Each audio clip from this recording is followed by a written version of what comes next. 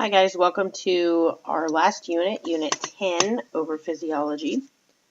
We're going to start out with the nervous system, but before we do that, we're going to do a basic just review of some overall concepts.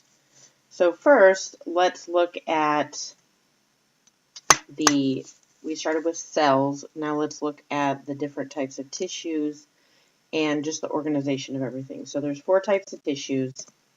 The first is the nervous. Second, we have muscle. Third, we have epithelial cells. And fourth, we have connective. So all of these tissues come together and they form organs. So I'm sure you know what organs are, but for example, like the stomach, the intestines, etc. And then those organs, they come together and they form organ systems. So in this case, with stomach and intestines, we're looking at the digestive system.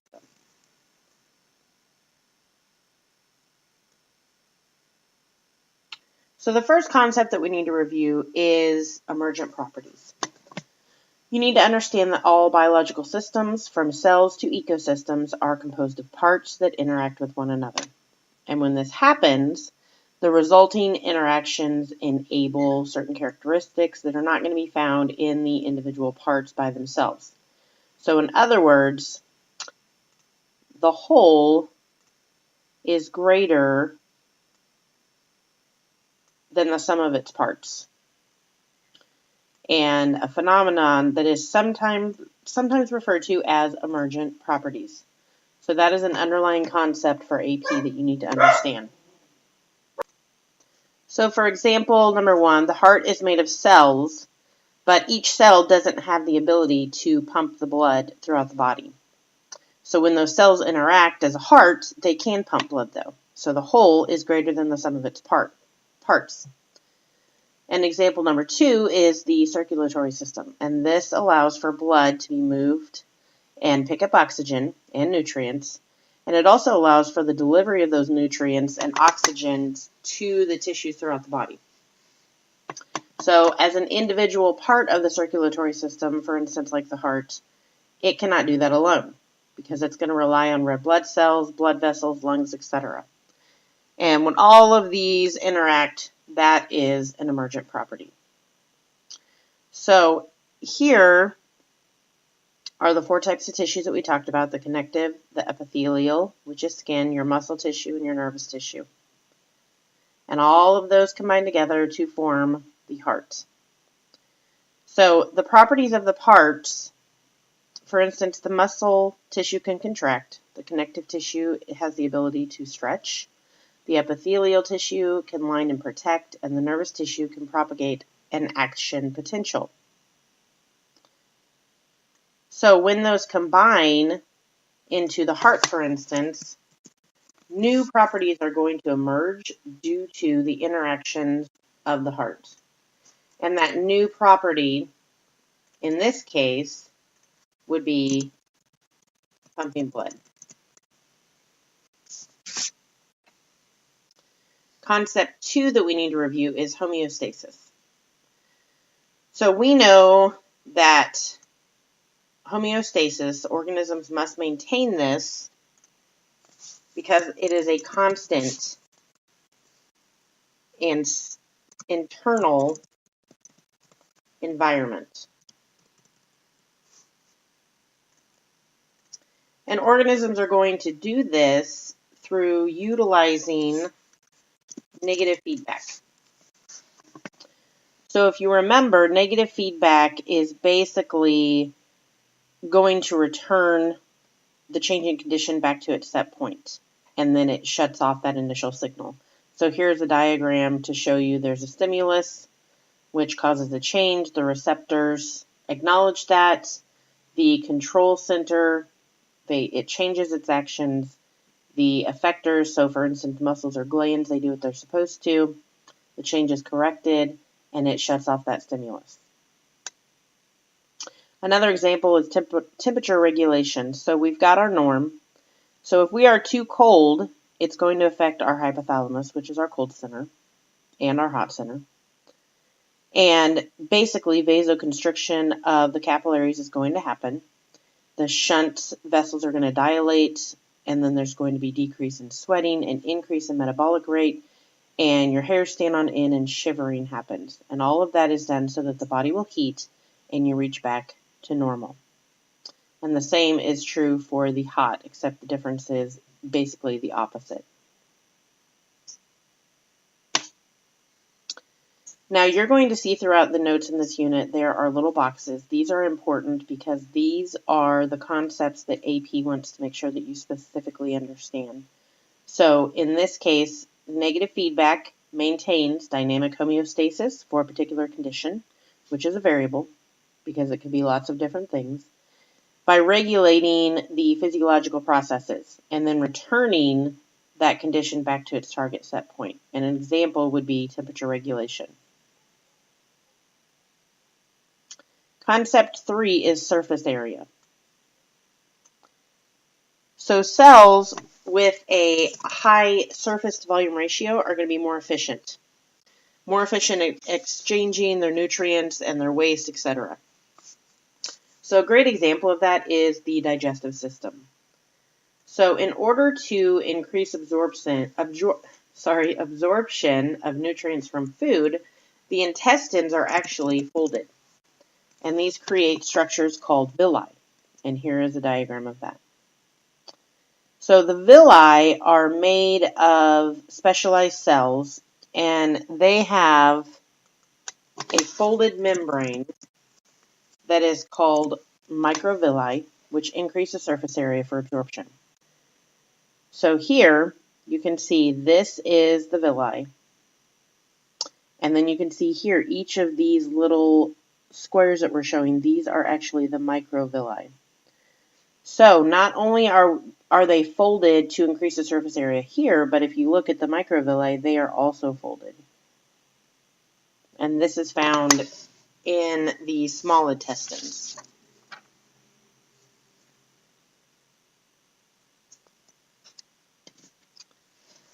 So as cells increase in volume, the relative surface area is going to decrease, and the demand for material resources increases. So there are more cellular structures necessary to adequately exchange materials and energy with the environment, and those limitations can affect the cell size. So, as some examples of what you may be asked to do, calculate the surface to volume ratio area of a round cell with a radius of 2. And so we have over here our calculations. Our little box from our sheet. So here it tells us that it's a round cell. So that means that we are going to look at the volume of a sphere. So basically we're going to take the surface area over the volume because it is asking for the surface to volume ratio. So we're going to actually use 2 of these equations. And we're going to do the surface area, again, over the volume. So surface area over volume. And we have the equations for both of those. So surface area is 4 pi radius squared. So on the top, we will have 4 times 3.14 times 2 squared over the volume of a sphere, so that is 4/3. And we're going to multiply that times pi. And then again by the radius, which is, 2. And we're going to cube that.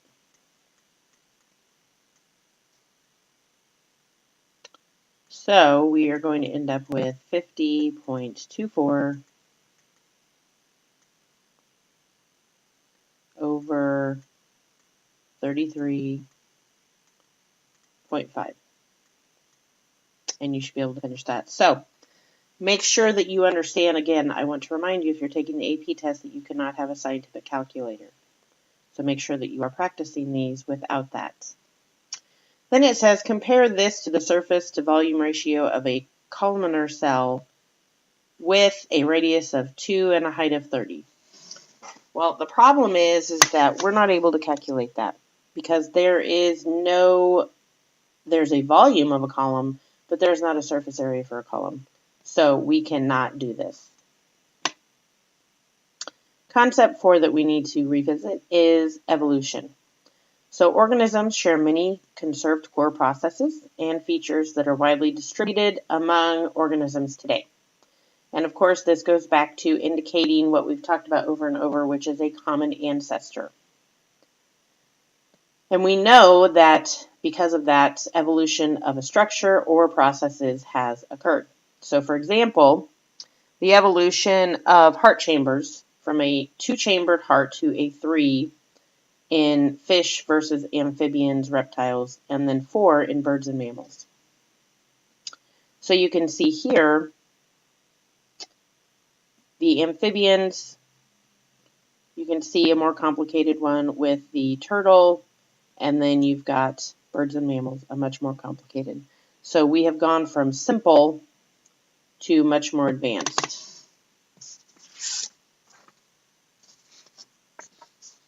Another example is the evolution of the immune system.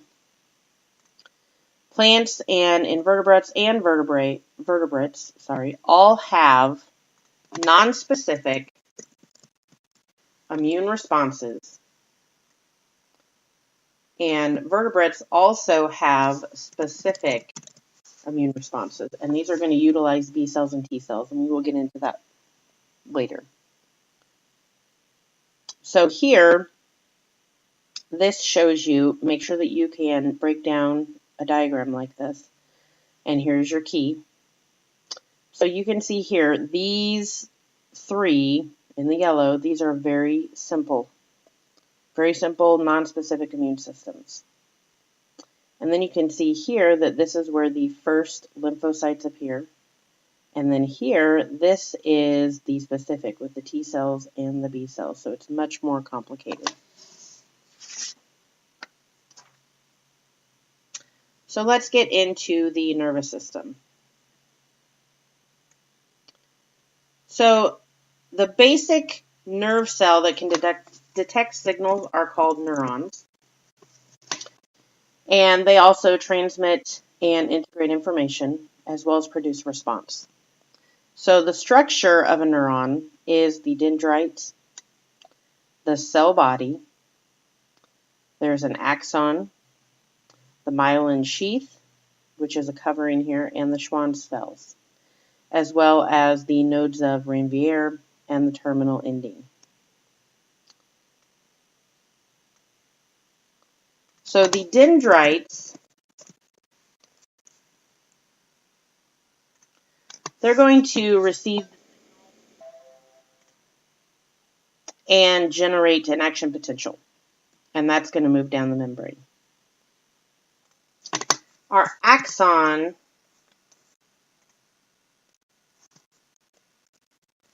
is actually covered in what are called Schwann cells.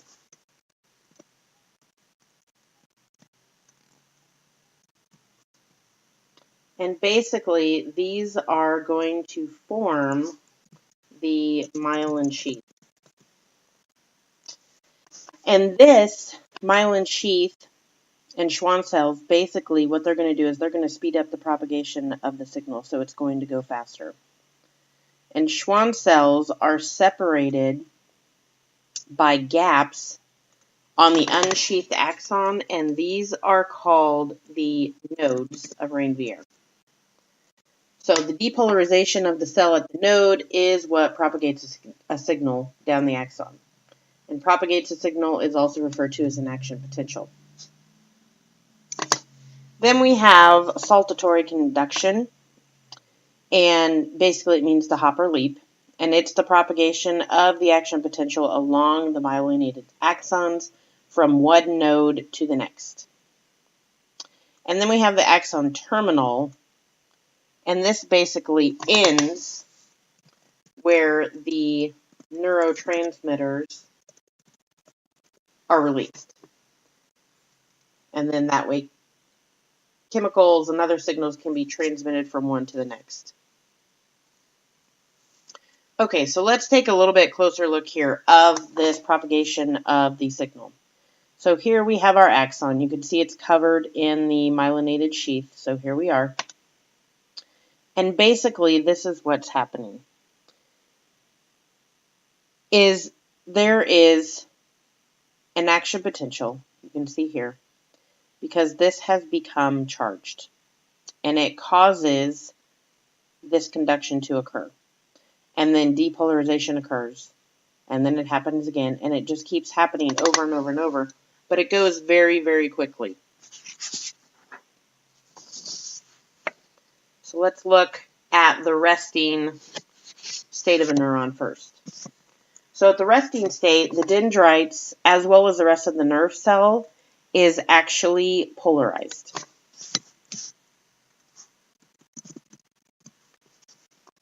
And the cell has more or less established a negative charge inside and a more positive charge outside.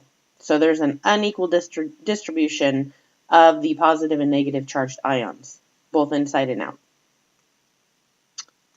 And you need to know that the polarization of a cell is established by the sodium-potassium pump.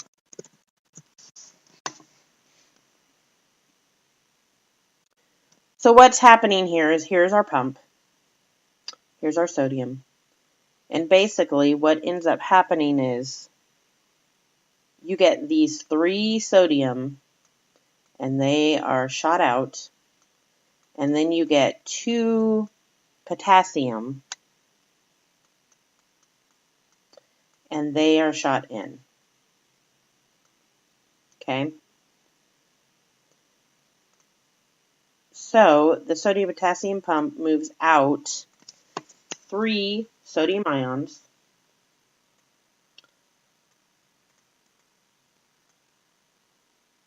and then 2 of the potassium ions move in. You need to understand that they are being moved against the gradient, so this is a form of active transport. Anytime you see the word pump, you should think active transport. And here is a different diagram showing you the same thing. So here you've got a sodium channel. Here you've got a potassium channel. But this here is the sodium-potassium pump. So as sodium goes out, potassium comes in. So in a resting state, the nerve is not going to transmit a signal. All voltage-activated sodium and potassium gates are going to be closed. And the sodium-potassium pump is actively transporting them against the gradient. And at this point, the cell measures at about a negative 70.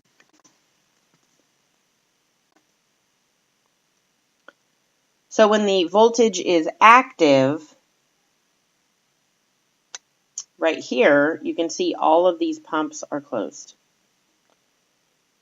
So we are not transmitting any signals. The only thing that's not closed is that sodium-potassium pump.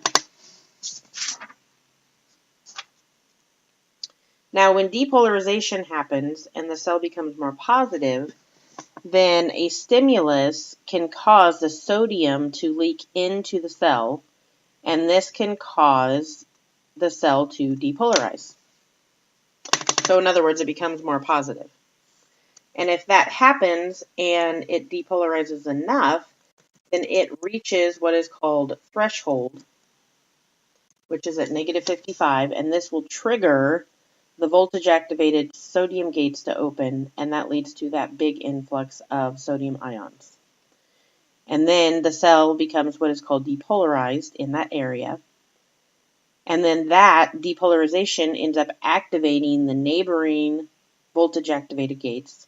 And then the reverse of the charge is called the action potential. So you can see here, this gate has opened. So we've got sodium coming in. And as this keeps going, this one will open, and then this one will open, and we've got all of this sodium coming in, and it's going to reverse the charge. You can see here, this is negative, this is positive, so it's going to reverse that charge. And this is just that image continuing to move down. And when that happens, the cell becomes more positive, then that signal is sent down the node. And it's going to jump from each of those nodes till it gets to the end. Now let's look at a graph so that we can make sure that you understand. So right here, this is showing our resting potential. Okay, we're at that negative 70. When we reach this point here, the negative 55, then that means that our sodium is coming in.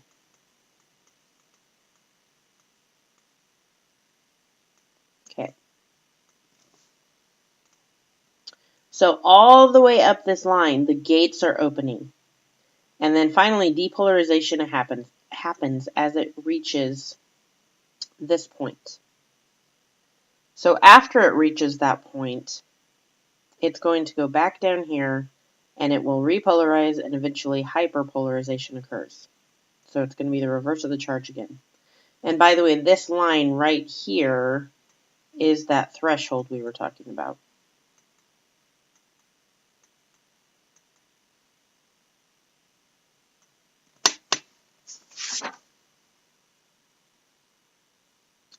So repolarization, this is going to refer to the change in the membrane and its potential that turns it to a negative value.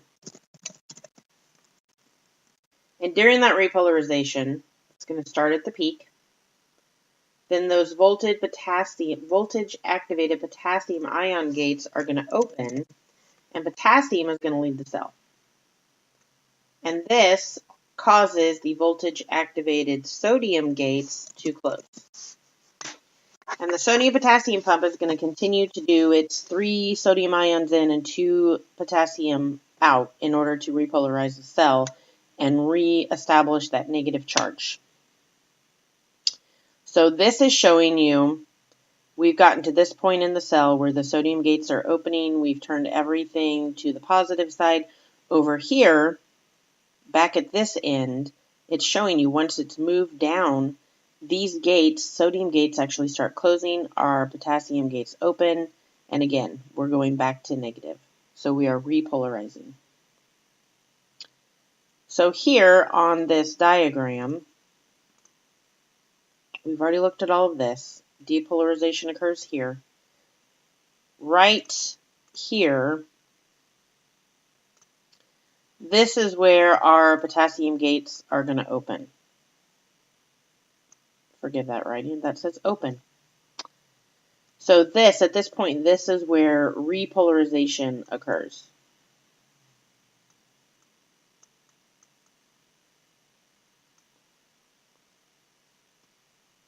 And then we have hyperpolarization. And this is going to refer to a change in the cell's membrane potential that makes it more negative. So basically what that does is it inhibits the firing of another action potential in that area because it increases the stimulus required to move the membrane potential. So this more or less prevents the reverse direction of an action potential. And it is also referred to as the refractory period. Excuse me, I can't talk today. So let's look at that. So here we are at resting potential. Okay, this is repolarization happening. The potassium Potassium gates open, the sodium gates closed. Repolarization is happening. And then right here, here's our action potential, and hyperpolarization has closed everything off. Okay, so that's what's happening.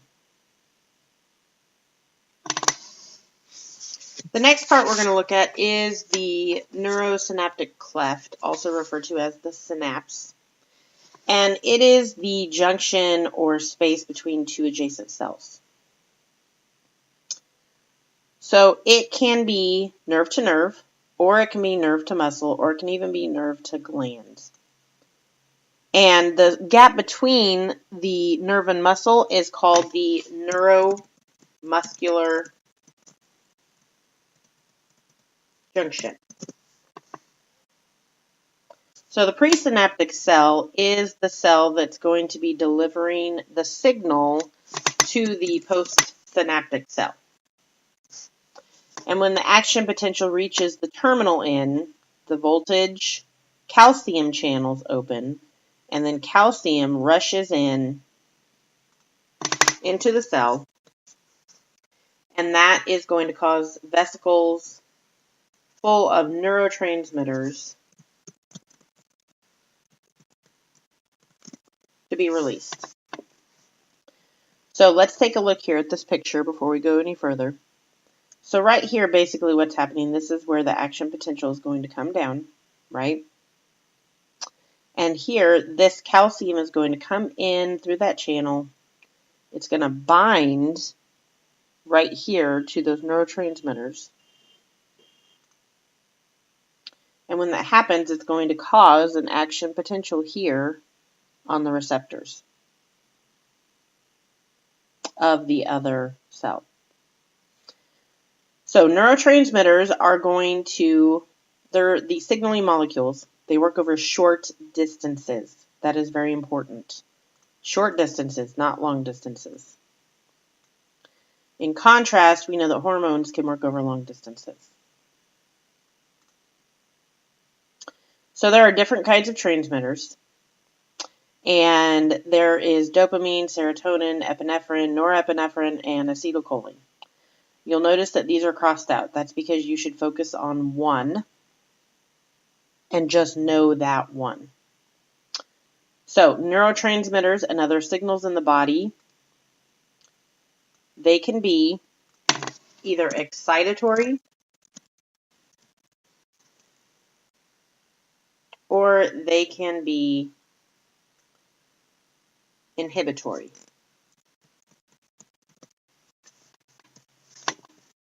So the inhibitory transmitters make the postsynaptic cell less likely to generate that action potential, whereas the excitatory, as you can imagine, make that postsynaptic cell more likely to reach their threshold.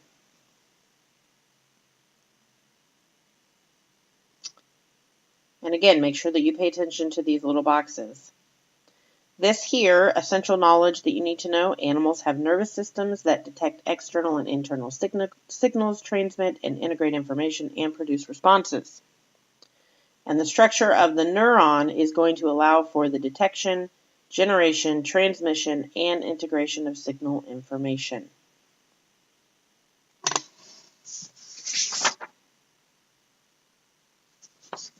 So our neurotransmitters, they must be removed from synapse or postsynaptic cell will continue to be stimulated.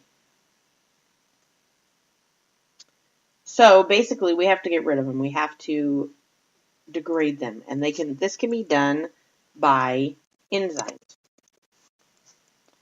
And remember, anytime that you see a word that ends in ASE, it's more than likely going to be an enzyme.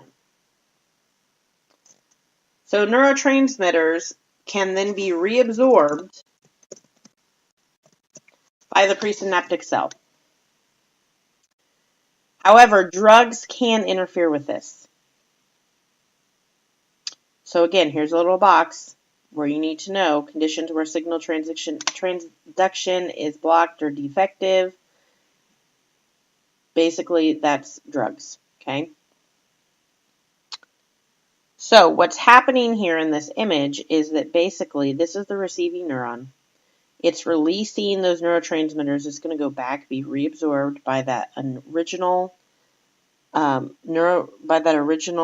synapse. And you can see that happening over and over here. Okay. This, on the other hand, this is stimulating this to open. Just so that you know on that side. Okay. So the neuromuscular junction is a synapse that is between a sensory neuron and a muscle cell. So basically what happens is that an action potential comes in, a nerve action potential here, and it's going to activate that calcium gate right here. And then that influx of calcium is going to cause the vesicles containing the acetylcholine, which is a neurotransmitter, right here, to fuse with the presynaptic membrane and be released, right? So you can see here is that acetylcholine being released to the receptors of this muscle. So that acetylcholine is going to diffuse across the cleft, and it's going to bind to the receptor proteins, and this is going to cause the opening of the sodium channels in the muscle cell, and that right here, sodium opens and it goes here. It's going to go through its little process, and a muscle action potential occurs, causing a muscle contraction. So make sure that you know that acetylcholine. So let's look at some nervous system models. So basically, we receive a stimuli, integration occurs, and a response happens. So sensory neurons are going to receive stimuli, and they are going to transmit that information to the central nervous system. And the central nervous system is made up of the spinal cord and the brain. So the brain is going to integrate that signal and cause a response by activating muscles and glands and other things through a motor nerve. And a motor nerve usually connects to a muscle or a gland.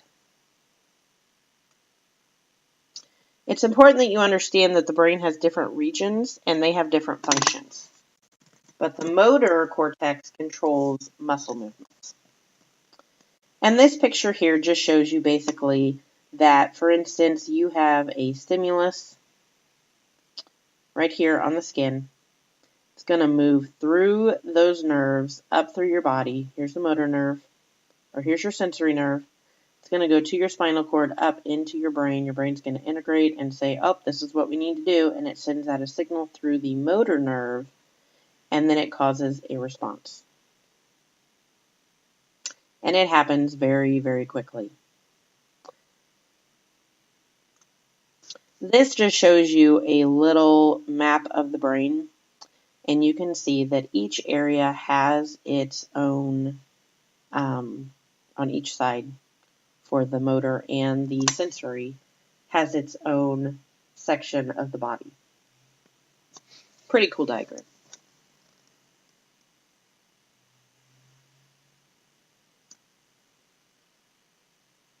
Okay, so in what is called a reflex arc,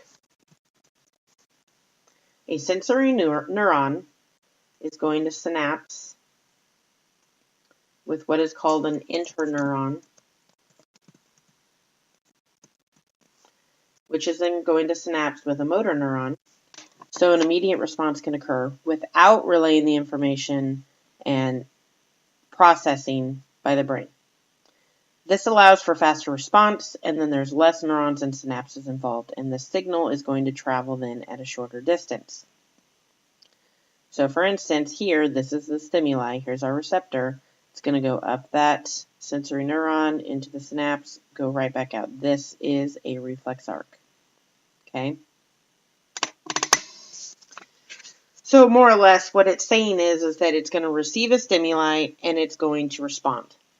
We're going to skip the integration portion, all of that. So it's not even going to go up to the brain. And that brings us to the end of Lecture 1.